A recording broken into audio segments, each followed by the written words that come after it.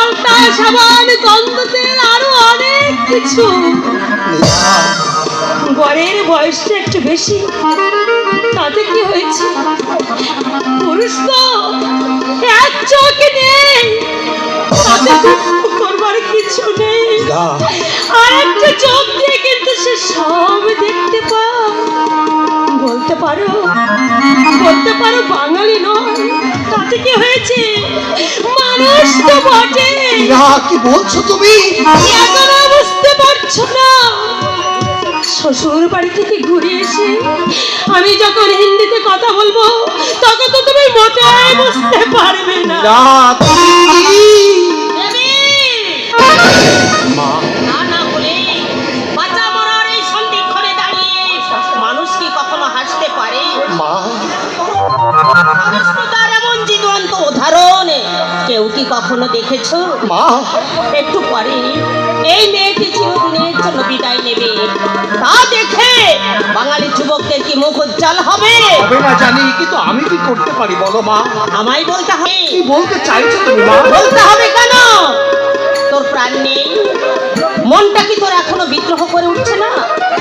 আপদে বিপদে যে সবসময় আমাদের পাশে থেকেছে, তার জীবন্ত হত্যার দৃশ্য দেখে তোর প্রাণটা কি একবারও কেঁদে উঠছে না? শুধু কাঁপছে না মা গো, শুধু কাঁপছে না, খাঁচায় আবদ্ধ বাঘের মতো লোহার গারদে মাথা করে মরছে।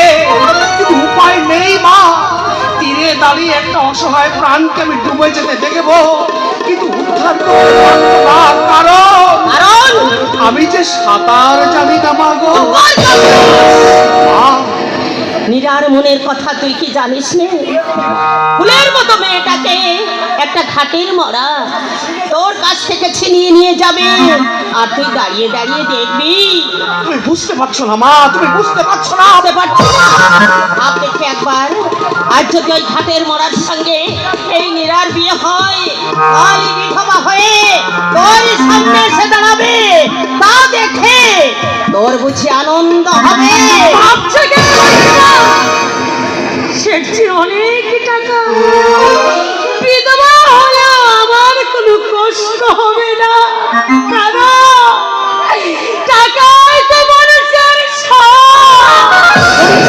হ্যাঁ শুনছি, কিন্তু এখনো কিন্তু নিজে তুই কত আদর্শ বাণী লিখেছিস, নিজের জীবনে যা তুই গ্রহণ করতে পারিস না, দেশের সামনে দেশের সামনে সেই আদর্শ তুই তুলে ধরিস কোন স্পর্ধায়?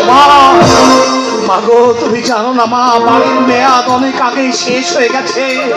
ওই দয়রাম শেঠের দয়ায় কোন রকম আমরা বাড়িতে মাথা গুঁজে আছি। যে মুহূর্তে আমি নীরাকে বিয়ে করব, সেই মুহূর্তে দয়রাম শেঠ আমাদের বাড়ি থেকে বের করে দেবে। আমরা রাস্তায় গিয়ে দাঁড়াবো। চুরির দায়ে আমার চাকরিটাও যে চলে গেছে মা, আরেকটা জীবনের ভার নিয়ে আমি চালাবো কেমন করে? আমরা যদি না খেয়ে থাকি, নীরাও আমাদের সঙ্গে না খেয়ে থাকবে। মা আমি মা, তাই তো পারি না মা হয়ে সন্তানের অমঙ্গল দেখতে। তোর মতো নীরাও যে আমার আরেকটি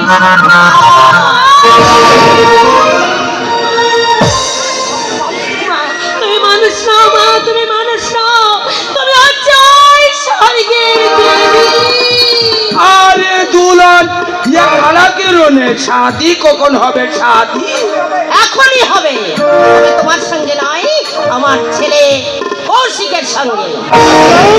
তোমার মতো একটা খাটের মরার হাতে একটা কচি মেয়েকে আমরা তুলে দেবো না। দেখো, শাদি নষ্ট করবার চেষ্টা করলে তোমাদেরকে আমি ছাড়বো না। শাদি কাল দেবো। জানি মা, ঘরের প্রয়োজনীয় জিনিসপত্র সব বের করে ফেলো, আর আমার পাণ্ডুলিপিগুলো ওই কাঠের বাক্সের মধ্যে আছে, সেগুলো কারো হাত দিয়ে আমার কাছে পৌঁছে দাও। তুই আমার সঙ্গে চল মা। নেই নেই, আমার ভাবিস না, ভাবিস না, যাদের কেউ নেই তাদের ভগবান আছে। কৌশিক, বিয়ে কিন্তু এই লগ্নেই হবে। আমার